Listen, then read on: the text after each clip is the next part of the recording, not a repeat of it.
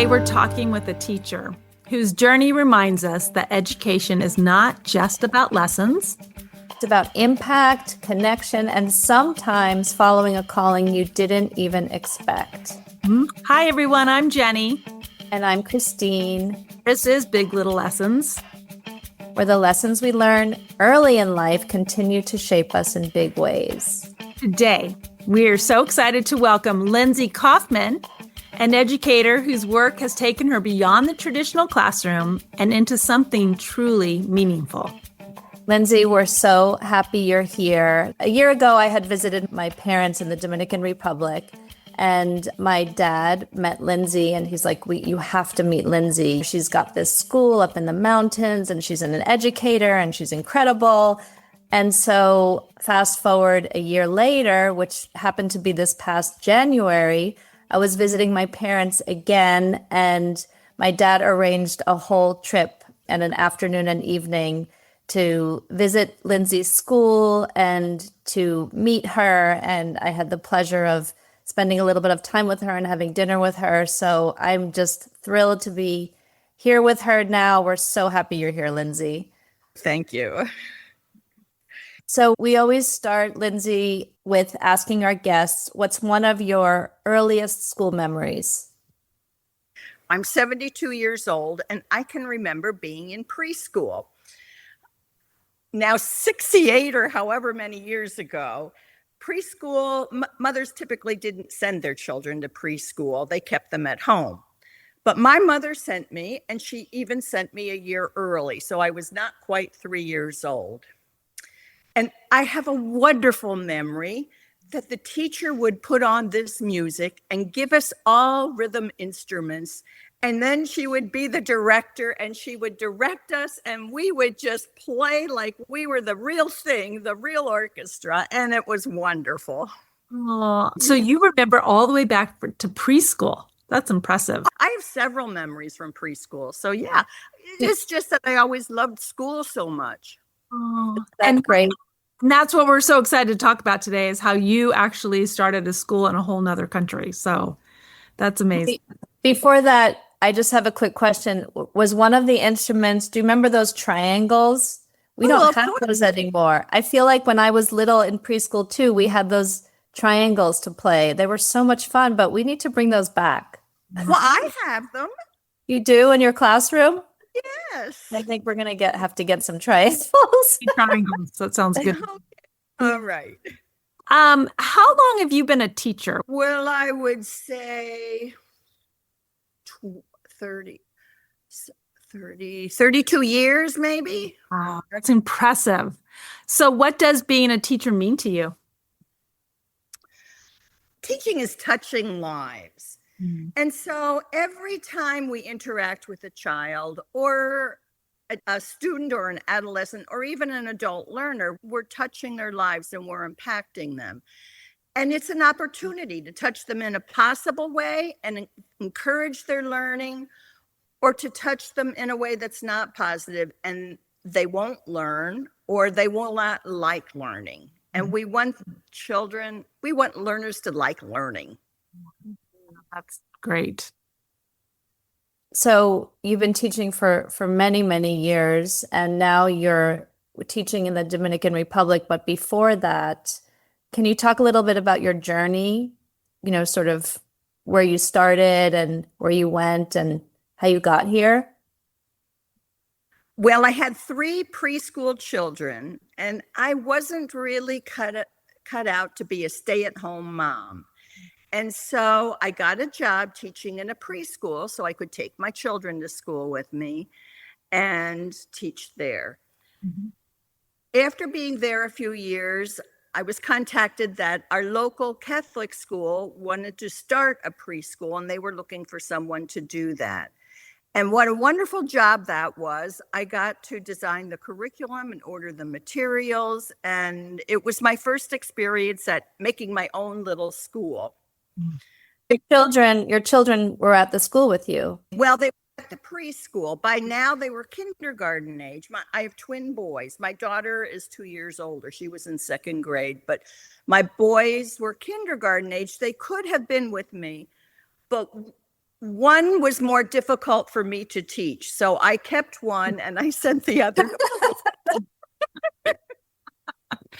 You go to another teacher. I like that. That's funny. Some children are easier for parents to work with, and some children we just don't have patience with. Wow. My mom was always like, you should think about homeschooling your girls when they were really little. And I'm like, no, I mean, I know I was a trained teacher and I had been teaching, but it's just different. For me, it wasn't going to work. Emotional connection. So with other children, we can be patient. If they act up, we know how to respond appropriately without losing our cool. But with our own children, those masks aren't on, and we're not as good as of a teacher, I think. Now, there's some parents kids and they're wonderful, but I was not one of those. Yeah. The son that was with me to this day, and he's a very successful man in a big company. To this day, he says the only teacher who sent him to the principal was his mother. Spoken like a true teacher's kid. I like that. For good reason. So you're at the school and you're developing curriculum. And how long did you stay there for? I was there 5 years, and teaching kindergarten is absolutely wonderful because kids are so authentic and they have such leaps in their learning. But after a while, I felt like I needed a little mental challenge. And so I took a job teaching junior high school, math and science. And I stayed there 5 years. It was challenging. But after a while, junior high, middle school kids can get a little heavy. And so I went back, I taught kindergarten for a while, and then I took a job as an administrator, creating new programs for our district. Great. Did you see a big shift in their learning, kindergarten versus middle school kids? They all have the same big struggle, dependence and independence. Fascinating. Doesn't matter if they're 3, 4, 5 years old or if they're, 11, 12, 13 years old. I mean, it's the same. We agree with you. I mean, that's really the whole concept of Big Little Lessons, right? We're all kindergartners at heart. Mm-hmm. Yes. Yeah. Yeah. We all try to find our way. Yeah, we're all trying to find our way. So I had been invited to observe former students of mine when they were in middle school. So it had been a number of years, and I was just amazed how little they had really changed. I'm like, no, they're the same little person. They're just taller and bigger, and it required a lot of information, but the core of who they were was the same as they were when they were in kindergarten. Yeah, I like what you said, dependence and independence. Like that really does sum it up. Yeah. Mm-hmm. So then when you went into administration, creating curriculum, how was that? Creating programs. I created an after-school program for our district, which was award-winning. I created a wellness program. I did the school communications. It was a fabulous job because I had my hands in so many pots at once. When I interviewed for the administrative position, the school superintendent called up my principal and said, "What's the worst thing you can say about Lindsey?" And he said, "Well, I'll tell you. When you're going to do a load of wash and you put way too much soap in and the bubbles come up and you pat them down, but they just keep coming, that's Lindsey." And those bubbles are all my ideas and my creativity and my motivation to keep going and try new things. And all that's important in education. Yes, it is. It is, but not everyone follows that part of who they are. So we find you so impressive. It's really cool. Well, I think it's a part of me. Each of us has a part of logical, methodical people, and some of us are the creative types. Yeah, that's what makes it so interesting. Exactly. You created programs for 5 years, and was this in Ohio? You were in Ohio. Okay, you were living in Yes. Ohio. My husband took a position, got a promotion, and we had to move. And I had to give up my dream job and move to a town. And he had to travel 90% of the time for his job. And here I was in a new town, in a new state where I wasn't licensed to teach. And I knew nobody. And we had a beautiful home on 7 acres of woodland, but I was isolated. And I started being depressed. And I thought, okay, either I can go on meds or I can start counting my blessings and go do something for someone less fortunate. Wow. So I researched opportunities and I went to Africa. Wait, but that's kind of far away from. Yeah. Well, I needed something to jerk me out of that mental state I was in. Wow. How did you find out about this opportunity in Africa? Did research on volunteer opportunities, and many of them you pay as much to volunteer as you would if you were going to take a vacation. Oh. And so my research eventually led me to this tiny nonprofit that only charged $100 and you lived with somebody in their home. And I thought, this sounds just wonderful. So I flew to Africa all by myself. They had a driver meet me at the airport, and I got in the cab, and he drove and he drove and he drove and he drove through some parts that were so hot and so crowded with people that I thought I was going to be physically sick. And when we arrived, it was a little village with no electricity, no running water, no cell service. And I lived in a makeshift orphanage with a retired nurse and all these children. Oh my God. She Wow. cooked outside on a fire on the ground, and I slept on the floor. The chickens ran in and out of the house, and there were big spiders that ran fast on the walls. It was an experience. I can picture it. I mean, probably not, but in my mind, I sort of can picture it. The first weekend I was there, I took public transportation 2 hours back to the city so I could call home. And I'm in a communication center, and I'm on the phone with my husband, sobbing and saying, I don't know if I can do this. It's so hard. And he's saying, you don't need this. You don't need this. Get on the plane tomorrow and come back here. You're better than this. And I said, no, I have to give it a chance.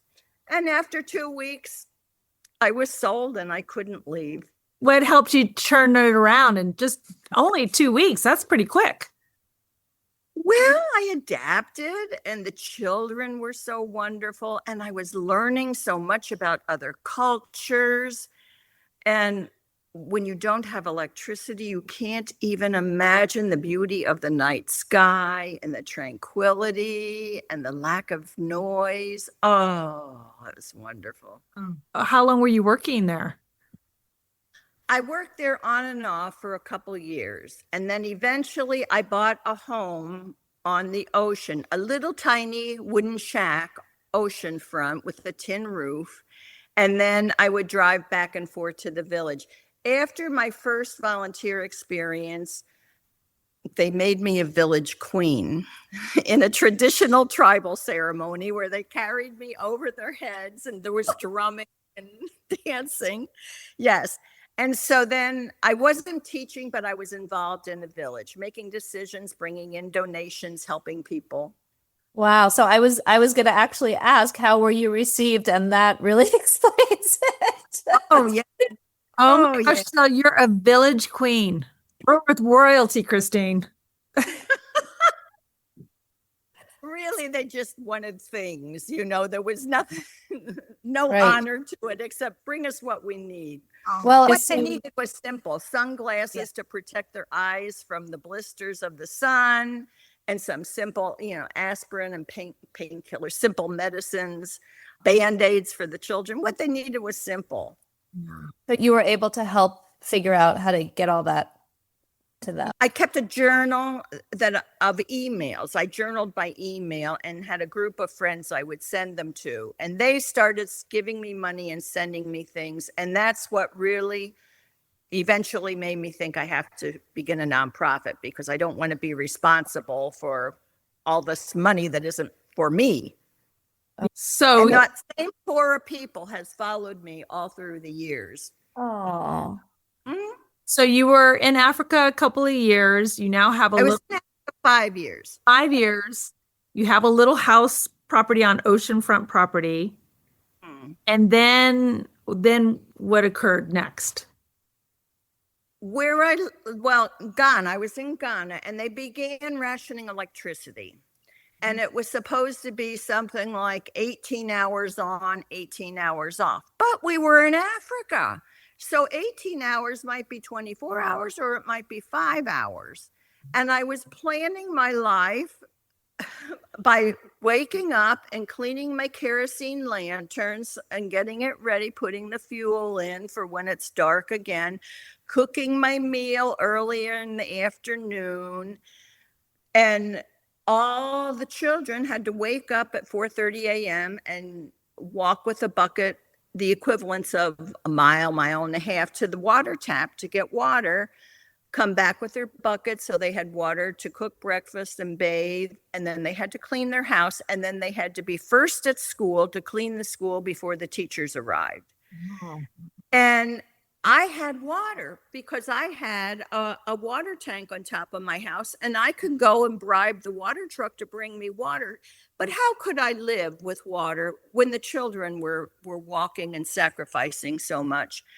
And I just woke up one morning and decided I can't do this. That's not right, and I can't do it. Okay. wow. So So then what was your next move after that? And one more thing. Yeah. Well, I came back, and then I was contacted by somebody I don't know who wanted to start a school right next to my village. He had funds, but he had no knowledge of education. And so he asked me if I would put together, how to operate a school and what curriculum and all the stuff that goes with having a school. So I did that for him, and that school now is ranked one of the best. It has something like 3,000 students, and it's ranked one of the best schools in Ghana. I only started the lower level. He started at preschool, grade 1, and then every year he added a grade. So I can't take credit for that, but That's anyway. so cool, though. That's very cool. Mm-hmm, yeah. mm-hmm. You planted the seed. If you hadn't been there to help this gentleman get it started, it wouldn't have happened. So congratulations. Right. Well, Lindsay, she's raining. I like it. So you went back home, and then how did you get to the Dominican Republic? well, I knew I was enraptured by other cultures, and I knew I wanted to live abroad. I knew I wanted a warm climate, and I knew I wanted to be north and south instead of east and west because the time changes really take their toll. So I searched again, coastal areas of the US, Mexico, Central America, and the Caribbean. And the last great buy that had really some authentic cultures and remote communities was the Dominican Republic. So I ended up here. And what year was that about? It was about 18, 20 years ago. Okay. Yeah. And what was it like did you go visit the Dominican Republic before? I mean, you'd gone to visit as a tourist and then no. Just like Africa, you just went for it. I just went one time. I looked at property, and then I went another time and looked at it again to make sure what I wanted. And that was it. Incredible. Are you always kind of that way? Is that kind of your makeup? It's like, I'm going to just bloom where I'm planted. I'm going to go for it. Yeah. Well, and everything happens organically. And so, things happen. And then all of a sudden, I know, okay, it's time to move on. I can't stay any longer. I make the move. A lot of people are scared of change and they stick to one thing after they should have moved on. And I've been fortunate enough that I follow my gut. And when my gut tells me that's enough, go on, I do it. Bravo. Because I do agree. I think some people get really stuck in it and then they get scared and then they just but Mhm. it takes a lot of courage what you've done. So congratulations. So Really. there you are. Maybe naivety, maybe stupidity. Yeah, but No, I love it because I always think of myself as someone who likes change because I've moved a lot in my lifetime. But you're brave. You're definitely brave because it does take courage, even, even though you know it's the right thing. I think it's incredible. yeah. Well, some people don't like change, and I like it. A lot of I change. You like a lot of change.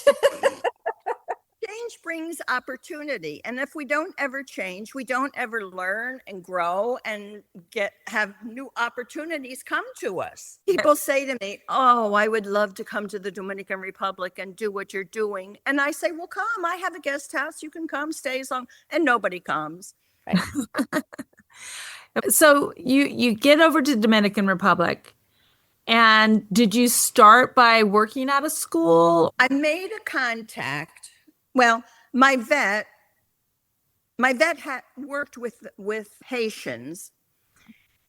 Back behind the cane fields, there were Haitian communities that in the 50s, the government here brought over Haitians to work the cane fields. Then, right around the years where I arrived, the Bruegel Rum Factory decided not to farm their North Coast cane fields, to centralize their operation. And they stopped all the work in the cane fields. But by now, there were generations of Haitians living back there that were living in extreme poverty. And he worked with them. And because I'm an educator, I got this brainy idea that I was going to teach them a little bit of technology. And I got hold of about 15 iPads, and iPads were relatively new way back then. And I had about 20 plastic chairs we would stuff into my minivan, and we would drive out behind these cane fields on dirt roads to these communities, set up the chairs in a circle, and the children would line up. We'd number their hands, and we had loaded on the iPads educational apps. And so they would sit in a plastic chair in the circle playing on the iPads. Each child had about 15 minutes. And then, we'd take another group of kids. And it was amazing. Would you go to the same spot every day? No, not every day. We went twice a week, and I had a couple people who would go with me. And because it took one person to manage the children in the line and others to do help with the iPads. The children loved it. We would have as many as 70 kids in line. And then after a while, we caught on. After they had their turn, they would leave, and they would go home and change their clothes and wash the number off their hand, and come back and get in line again. They're smart kids. That's so funny. I love that they change their clothes and wash their hand, get the marker. So we would know. You're like, this line just keeps growing. What's happened? Oh, that's neat. So what did it feel like to be having this opportunity, meeting all these young children and sitting in a circle with iPads and meeting them? It was great. And the Haitian culture lives definitely different than the Dominican culture. And so I was moving between cultures, within days, and it was really fascinating. Mm-hmm. What were some similarities and differences? Dominicans are very sensual people, expressive people. They're full of life and enthusiastic. And the Haitian population comes from the French line. And so they are more disciplined. They're more methodically. It's a whole difference in their core being. So then when did it transfer from driving around a minivan to forming a school? Take us through a little bit of that journey. Oh, well, missionary tourism took off, and every 3 days, groups of missionaries would come and bring food and bring medicine and bring clothes and bring toys. And then they would leave and another group would come in and bring food and medicine and toys and all the stuff. And when we would come in with education and it got to the point where the Haitians would say, "What did you bring me?" Oh, I knew that my time there, it was time to leave. And so we then opened a learning center in Sosua. Okay. Right. And so Sua is in the Dominican. In a beach town. All A right. beach town. a beautiful. I lived there. I lived in Sosua. Yeah. And so it's a cute little beach town, and you opened a center. Was that? Yeah.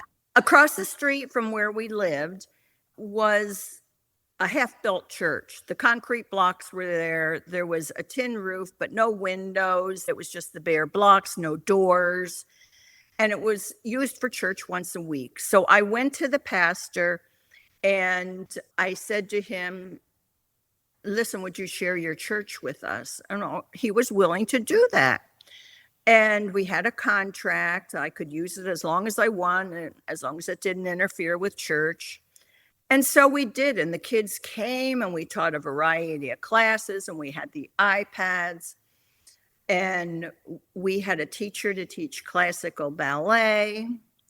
And then the church had a little bit of problem with us teaching classical ballet. They didn't like how the girls were dressed in leotards, which we had donated.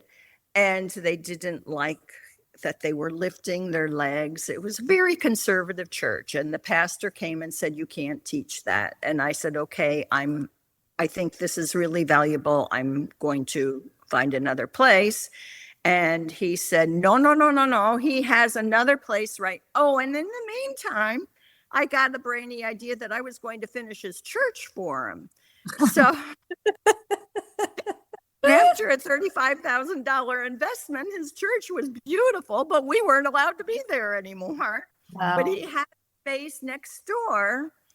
That was a lovely large space, but that wasn't finished either. And so we finished that space and we taught there for 2 years. And then he wanted us to start paying very high rent. And I said, "I'm sorry, I'm not going to do that." And I left. Okay. And then you went up to Hamau. I had a priest friend who was recently transferred to Hamau.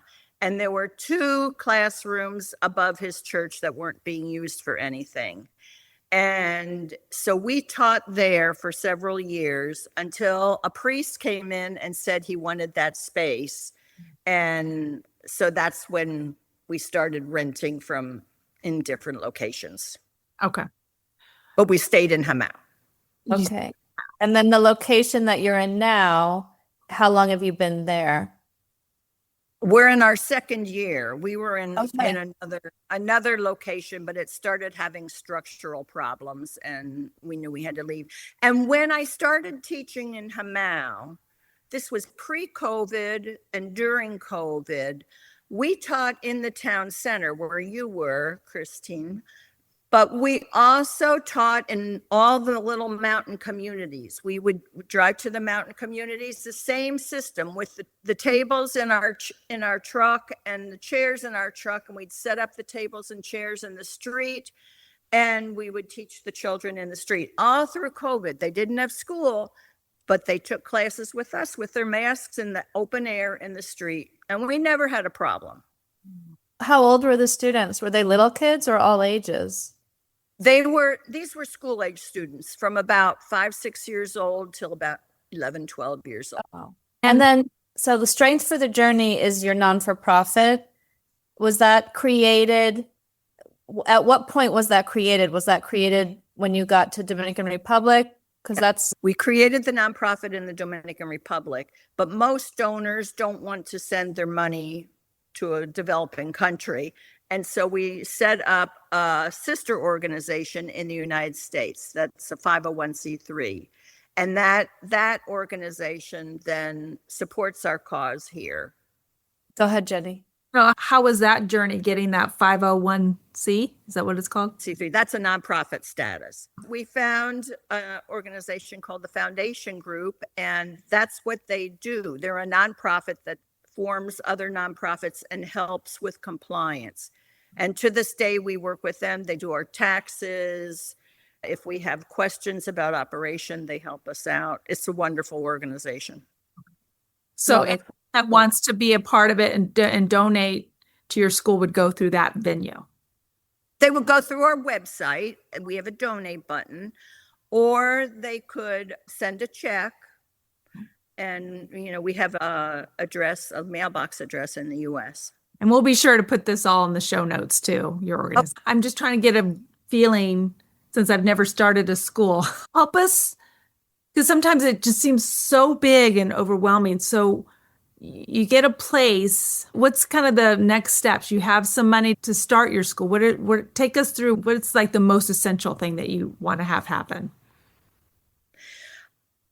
Well, our philosophy is very Montessori-ish. Okay. And so, if you're teaching preschool kindergarten teacher, you need materials. And almost every preschool has the same materials. We have blocks, and we have manipulatives and counters and chalkboards and easels and tables and chairs and shelves. And, they're all equipped more or less the same. The big difference is preschools in the US are in like a school building or a Y or something that's designed to be a preschool. And we aren't that fortunate yet. We're in houses. And so the bedrooms serve as the classrooms, and the living room serves as the big area where the students learn. Right now, we have a garage that's open air, like a carport. And we closed it in with ceiling to floor shades that are waterproof. And we made that into our art area and block area. So we use all the space that we have. Okay. That's so. You also have some technology, which is impressive. You have a smart board, and the kids have iPads. Yes. Yeah, that's cool. And they must love that. Yeah. Because they're not like our kids. They're not on technology. Oh, no, we're the only, in this whole school district here on our side of the mountain, we're the only smart board. Yeah. Wow. So it's a novelty, and they're not going home and going to get on screens at home. Well, they can get on screens at home because we have a learning program that we use on the iPads and on the smart board, and we download activities through this learning program depending on what skills we're teaching. So if we're teaching the letter M, then there'll be learning games that deal with the letter M. And the beauty of it is we teach the parents how to download the app free, and then they have their child's login and they can do the same thing. We tell parents, get rid of all the other games on your telephone. They don't have iPads at home. The kids use their parents' telephone. Get rid of all the other stuff and just use this one. So do you offer parent classes or information? How do you communicate with the parents? Because in developing countries, everybody has a phone, but they're very limited in how they use it. Now, every parent knows how to use WhatsApp. Every parent has an email address, but they're just not exactly sure where it is or what it is. And they have to look that up. And maybe it's somebody else's email address they were using, and they never know the password for it. And so there's challenges, and we have to teach them, and I have to keep a list of everybody's login information for their telephone and for the app. It's a whole learning curve, because although they have phones, they don't know technology. Right. So understanding the way technology works. Do you ever have the parents come into the classroom at all? Do they ever volunteer in the room? We give scholarships, and then if you receive a scholarship, you are required to come once a week and help out a little bit, prepare snack, clean up after snack. So if there's some parent involvement. Mm-hmm. Yeah. And then how many students is it altogether? Well, we can have an enrollment of 14, but we also teach after school classes. Right. We teach tutoring in reading and math after school. We have 4 levels of English classes, and levels meaning we have children's classes, we have classes for leadership, and then I have 2 levels of adult classes, young adult classes. And then we have 3 levels of leadership classes, because it's important to us to keep the children in the net. They might leave us for first grade, but we want to keep our hands on them and keep developing the importance of learning and the characters of leaders and what they might need to continue and be successful in life and emerge from poverty. That's great. Can you talk a little bit about, so one of the really cool things that you created also in the little town was you started this roller rink, and you got all these roller skates that light up, and it's the coolest thing. I had the pleasure of going there and seeing this leadership in action, because it was the older kids helping the younger kids, who some of them were on roller skates for the first time, and they were just all squiggly and wobbly and falling down, and but they stuck with it. They impressed me so much. The persistence was quite impressive, but the big kids were helping them get their skates on, and they were skating with them, and they were just darling. Yeah, it's the responsibility. This is our oldest leadership class, and it's their responsibility to run skate night. That's registering kids, sizing them for skates, putting the skates on them, skating with them, getting the skates off when they're done, and cleaning up at the end of the night. That's how they learn, service, public service. Yeah. What are the oldest kids that you've seen grow up? All the kids in the oldest leadership class started with me 10 years ago, 11 years ago, when they were 5. The beauty of the roller skating is when you live in an isolated mountain town, there's nothing for kids to do. And so now they have something to look forward to. It's every other Friday. And on the off Fridays, then I teach leadership class to these leaders. So you do it in that space? Do they use that space for other things?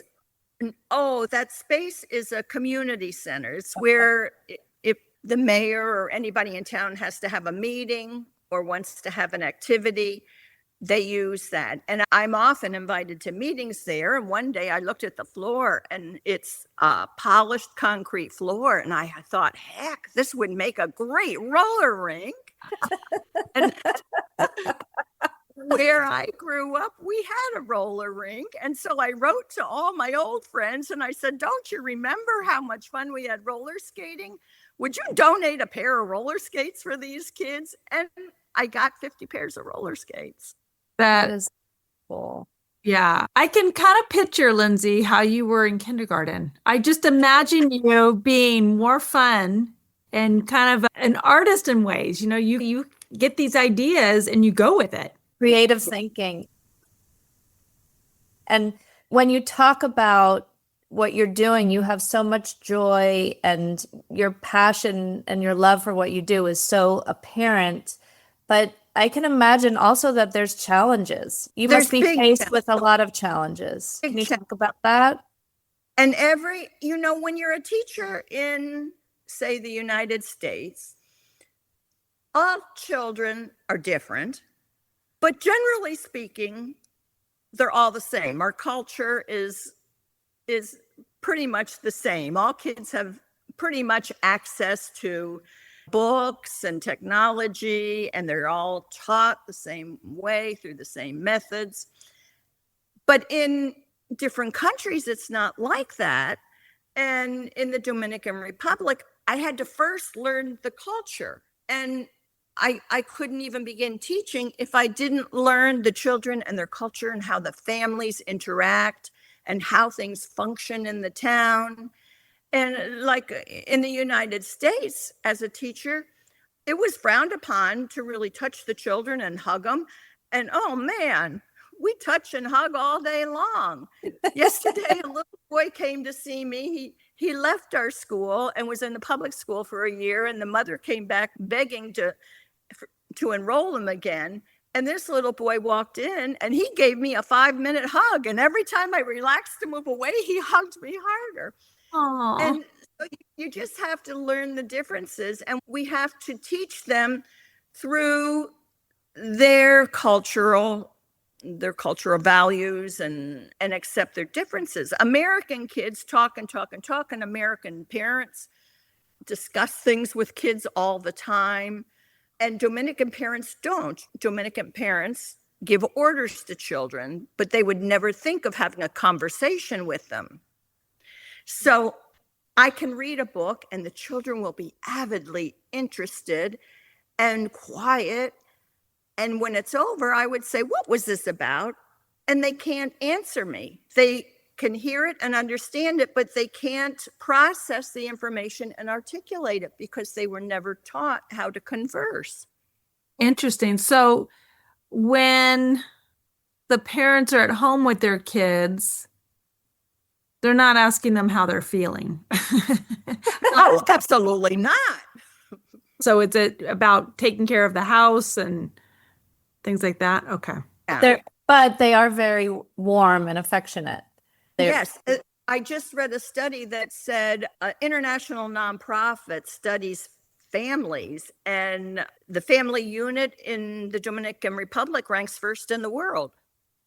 Beautiful. So just because they don't talk to them doesn't mean it's not a loving family. It's not a caring family. No, it's just their ways.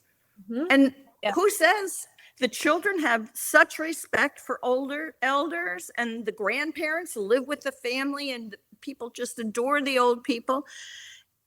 So you have to work within the culture. You have to teach within that cultural setting. What helped you best prepare to understand the culture of Dominican Republicans? Being patient and observant. Okay. The worst thing we can do as Americans is go to another culture and think we know better and start teaching. I see. Yeah.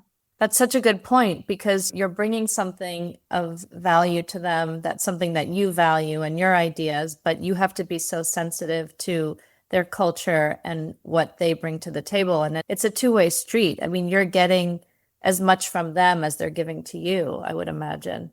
I'm receiving more than I'm giving.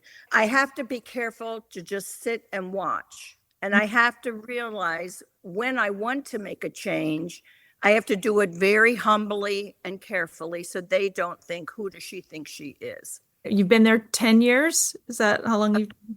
Now, I've been here about, 10, 11 years. All right. And so you've gotten to know many, many families over the course of those past 10 years. Mm-hmm. What keeps you motivated? Well, I think every day I come away with blessings, things that just wonderful that happened, and touching lives and knowing people from other cultures and being with children and seeing them grow and bloom, and being privileged enough to be with the same children from the age 5 to 15 and see how they've grown and matured. Wow. That's enough to keep any ball rolling, huh? Right? It's such a privilege. Mm-hmm. It's such a privilege. We work in a school where it's kindergarten through 12th grade, and we see our children graduate. And it's the most incredible thing, I imagine. Yeah. Yeah. And I have, being that I'm an old lady, I have Facebook friends of the students I had who were memory makers, the worst in the class, Like it, we're calling them memory makers. I'm quoting you on that one. Yeah, but you remember them. And they tell me to this day that I showed them kindness when nobody else did. And what greater reward is that in life? So true. Memory makers. Oh, I like that. That in our narratives. When somebody misbehaves in your class, you have to just tell yourself, no, that this child is a memory maker. They always have the best stories. Later on, you're like, this story is a great one. Yeah. Good. I have a question. So what's next for Lindsey? Well, there's always a what's next. And things are always changing. I keep trying to cut my work back, but it just keeps growing. That's my problem. And I love what I do. And so I just go with it. I read a study today that said senior citizens that continue working in what they love live longer than those who retire. And I love what I do. So this was 2 days ago. We're doing pre-registration in the little school, the preschool for next year. And parents had to indicate if they were going to send their child. And I had only 6 children who were going to be enrolled, 3 currently and 3 new ones. And I thought, what am I going to do? So I contacted the people who weren't sending their children, and we're half day. And they said, well, it's just too difficult for me to leave work at noon. Sometimes I'm in meetings or busy with something, and come get my child, because we don't have transportation, and then get my child lunch. And public school is full day, and they get lunch there, and I just have to send them there. So do I just keep doing what I'm doing with 6 children, or do I expand my day to a full day? So that's the big change we're considering now. I met with my advisory. We talked this all over. I have people going out and making menus and going out and getting costs, and we're writing to the city hall and asking them to fund this. There's always a what's next. I mean, this isn't, just going to work every day and coming home. We're just exploring whether we can do it financially. Yeah. But since the word in Spanish is chismes, since the gossips in town started hearing that we're considering this, we jumped, and we're now almost full. Oh, there you so go. that worked. I just hope that, because our tuition we charge is just $50 a month. It's just so somebody has a vested interest. And it's an extra cost to take on lunch. And I can't go back and pound at my donors for more money, and I can't raise the tuition anymore, because this is a poor community. If you have 4 children and you make the equivalent of $300 to $400 a month, what they're paying for education is a big chunk. Yes. Yeah. Yeah. Well, you'll have to keep us posted on this. Well, Continue. we'll see. Oh, I love that you have stayed in contact with so many of your students too. What has it been like to have this leadership class for your students? Tell us a little bit about that leadership class. Yeah. At first, when they were young and we're teaching them beginning leadership skills, we used storybooks. We used the picture books that taught values, and then we would discuss them and maybe do an activity. But as the kids got older, I was finding we needed something else. And by luck, my school district in Ohio had somebody in a new position who has a job that would be a dream job. He's a director of education and innovation. Oh, that job was made for Lindsey, Yes, but he has. And he wrote a book on leadership. And each chapter talks about a different value or characteristic of a leader. And so I took that book and the concepts, and I put them in AI, and I asked for activities. And so now we're teaching his book, but it's all through activities with the kids. And we're adapting the activities to the level of the child. So the youngest children who can barely write, we do it one way, and then the older ones have to have more discussion. They have to write more. And it's really interesting. But we base it on, because I could not find any leadership curriculum in Spanish that would work for multi-age. Have you seen when you do a read aloud and you ask a question, as they get older, do they get more through your education and through your programs? I'm assuming that they get much more comfortable. Oh, my leaders are good, and they can discuss. The only thing I can see with them, there's such respect, and they want to do things right. And they're so focused on that I can ask them a question like, so if you're at school and you're in a group of kids, and one of the kids says something really nasty to somebody in your group, what would you do? Or they say it to you, how would you react? What's your first reaction? And they always give the right answer. They don't give the honest answer.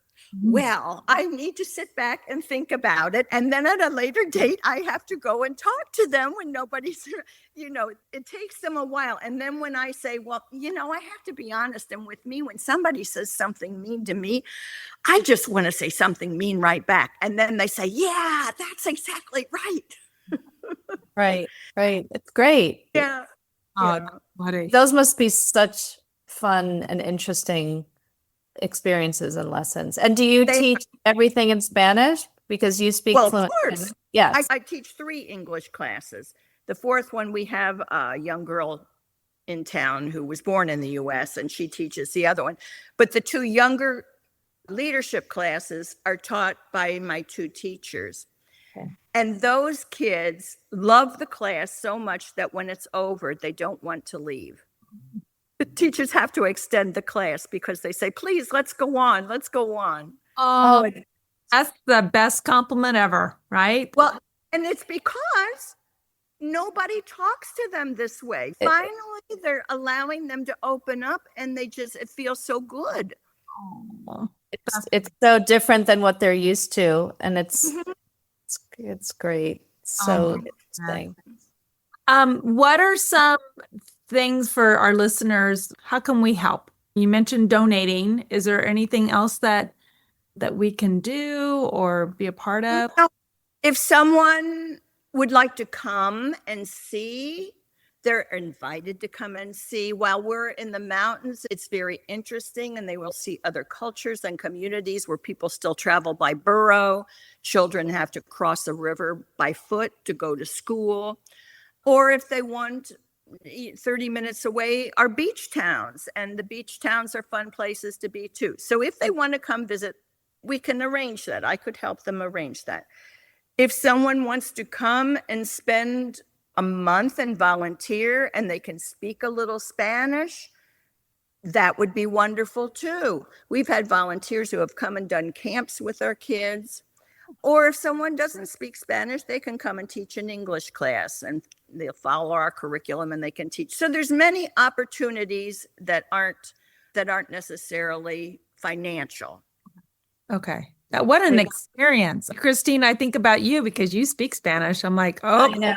I need to spend more time there. You do. I do. Wait a minute. I'm seeing something happening here. What's going on? Oh my gosh. I have to ask you, when you look at this journey that you've been on, what has been something you've learned in this experience for yourself, for your students? I think I've learned that always the child comes first. And when I know the child and I love the child just as they are, and the child knows that I accept them, that's the foundation for learning. If that doesn't exist, learning is forced. If that exists, it's natural. Mm-hmm. That's what I've learned. And what was the second part of your question? What have you learned the most about yourself in this whole experience? Well, first of all, I've learned patience. Oh, mm-hmm. I think that I've learned the most about myself that it's not about me. Mm. It's not about me. It's about others. And when I'm helping others, I reap the benefits. The abundance comes back. That's so beautiful, Lindsey. Thank you. But it's true for everybody. It's true for everybody. I agree. It's so true. We'll go into some speed round questions, but I already know the first one to ask you. No. Coffee or tea, Lindsey? Well, coffee. Okay, coffee. And my impromptu question is, how many hours of sleep do you get at night? Oh, I sleep good every night. You but do? The whole time I'm sleeping, I'm creating. The wheels are turning. No, I go to bed early and I wake up early. So you're early morning, late night. No. Very good. What's one word your students would use to describe you? I read that question and I had to ask them. I think my leaders would give a different answer than my children. Oh, I even had it written down. Now you have to remember they're 3, 4, and 5-year-olds. They're very concrete and they don't converse well. And so their answers are concrete. Several of them said when we asked, how is Lindsey? What is Lindsey like? She's fine. She's very pretty. She's big. She's a little bit wrinkled. Oh, you know, that's not different than what our students would say. That's really not different.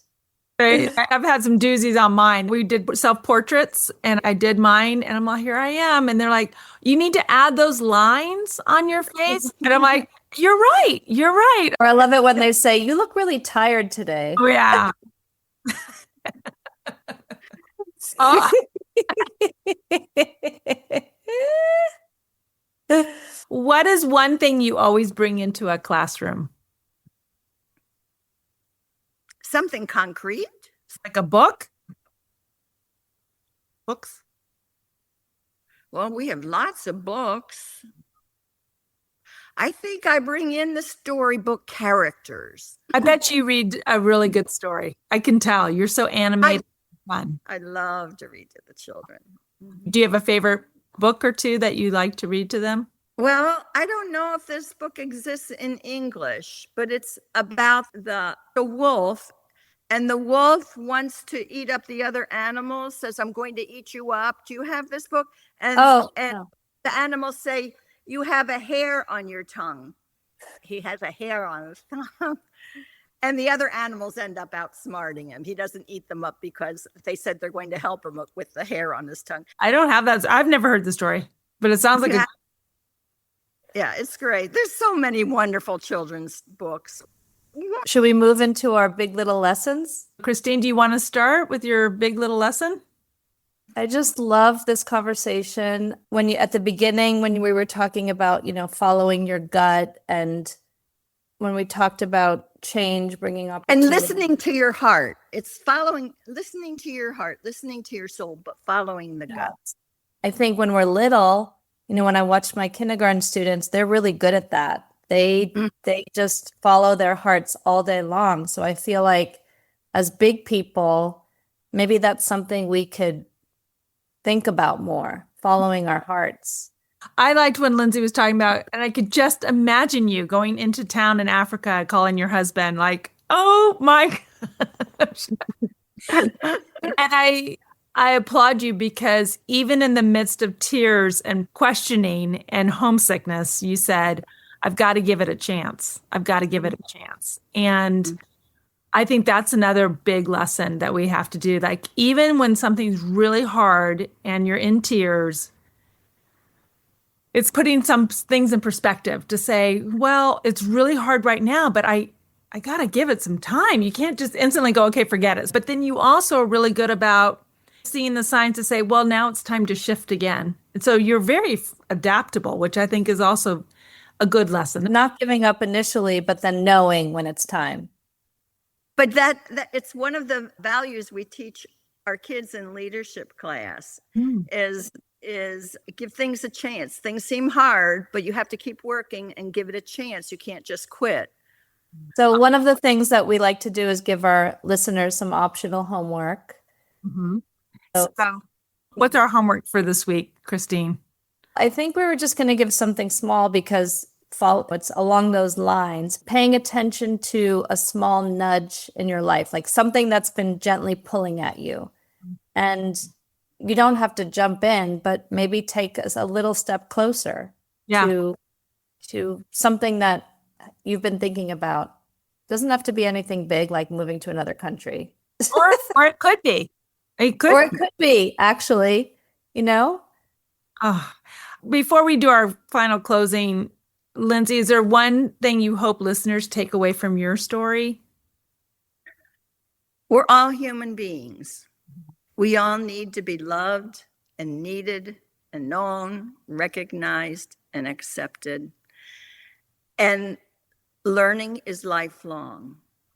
And if we accept others and we love them, then we will continue learning every single day of our lives until we die. Beautiful. Yeah. Thank you for sharing so much. You have been such a joy to talk to with today. I hope someday I can travel down to the Dominican Republic. And when I do, I'm calling you up. So Yeah, I'm going to bring Jenny with me. You do. Now, don't come on a cruise. I get calls all the time. I'm taking a cruise and we're going to be in Port of the Dominican Republic. That's far away from us. Yeah. Let me know you're. Oh, we loved it so much. And your story really reminds us that teaching does not stop in the classroom door, right? No. Oh, well, thank you so much. Ooh. Yeah. So listeners, we'll put the website information. Should we put, Lindsey, maybe we can include your email if people want to reach out to you directly? Okay, that'd be fantastic. And thank you so much for listening. Please subscribe and follow us on Instagram at Teach Big Little Lessons. You can also email us with questions or comments at teachbiglittlelessons@gmail.com. And we're going to ask for your help. So every year as kindergarten teachers, we get questions from parents, grandparents, aunties, uncles. So if you have any questions, anything related to early childhood, kindergarten, primary grades, email your questions to us, and we're going to have an episode on answering your questions. So until next time, we'll see you on Big Little Lessons. Bye.